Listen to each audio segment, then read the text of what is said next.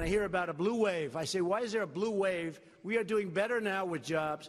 Today, there are more people working than at any time ever in the history of our country. So I don't think there's going to be a blue wave. I hope there's a red wave. All right, well, the polls can be wrong. The polls are talking about this blue wave. Of course, the polls said one thing in 2016, and it worked out differently. The polls actually nationally on the popular vote were right back then. But what people forget, and what the president got as a shrewd campaigner back then, is that this is a state-by-state electoral vote push. And on that measure, going into some of those key battleground states, the president turned it around for himself and won.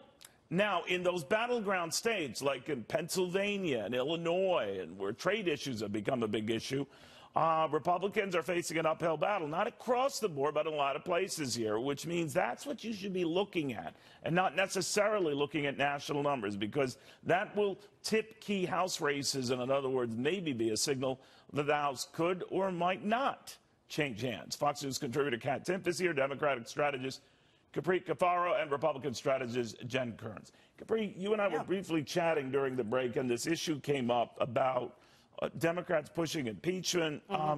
We've had a number of analysts on both sides saying for them that might be a big mistake. You say? I do agree. I think that it is a big mistake, and for a number of reasons. I mean, number one, Donald Trump won a lot of middle-of-the-road traditional Democrats. So in order for Democrats to win seats that are potentially pickups, like the ones that, across the country that are being competitive, they need to make sure that they bring those Democrats back into the fold that voted for Donald Trump. Those people are not going to be particularly excited about, an impeachment press. Number two, even if they gain the House, and once they're in there. If they gain the House and they're in there, you also have to remember, if they do it, it's because they are actually also winning swing and more moderate districts.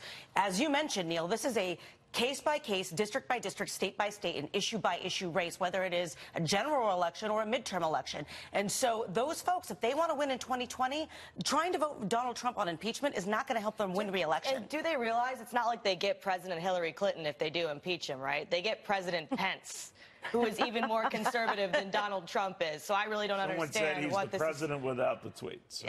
Exactly, yes. Yeah. All right. So the president is saying, I don't even understand why this is happening. The economy's on fire, everything else. What's going on here? What is going on? Well, look, Democrats like Capri are very smart here.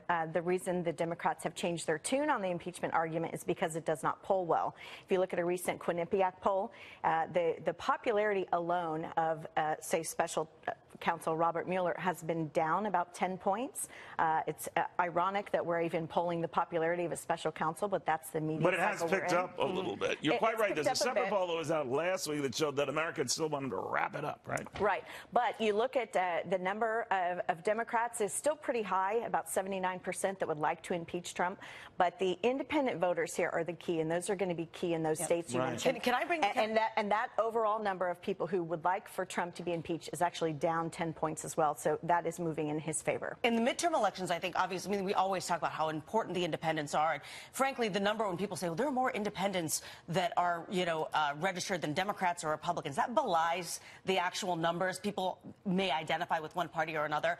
Regardless of that, the independents, people that are maybe not crazy about what Democrats are doing right now and not crazy about Trump, they have to make the decision. Do we want to vote for Democrats simply because we believe that it's necessary to place a check on Donald Trump in the last 2 years of his presidency? I think that's where this comes in. And, we've seen a bunch of polling saying, AP just came out with a poll basically saying that Trump's numbers are great on the economy, but basically not good on anything else. But as we all know, polls aren't necessarily always the best indicator. And in a midterm, an economy might not help you, right? I mean, Barack Obama had a good economy in 2014. Of course, there was the hangover, the health care law and all of that. His party still lost seats. So midterm is a little different. If you're happy with the economy and all, you're less inclined to go running out to polls because you're happy, right? Right. Well, going out to the polls, let's just face it, is kind of boring. It's not the most fun thing you can do with your day. You have to wait in line, and there's not even anything fun at the end of the line. I totally disagree with you. Yeah, I think that it's boring. I still do it. I still do it. It is the core of our democracy. It is, but it's hard to motivate people, and you see that when you look at the polls. Voter enthusiasm is actually higher than it's been in the past for both parties, but it is a little bit higher among Democrats. So I think that is going to be the biggest struggle, is trying to convince people to go out and vote. Real quick, do you think the House switches hands? Do you think it happens? It'll be close. I think it's too close to call. But I tell you what's not boring. I don't think it's going to happen. Well, yeah, I tell you what's not boring is having enough money in your pocket to pay for your kids' Fair enough. braces. Capri, is it going to happen? More than crumbs. I think that it's more likely that they flip the Senate than the House. Okay. If that makes sense. So. Wow.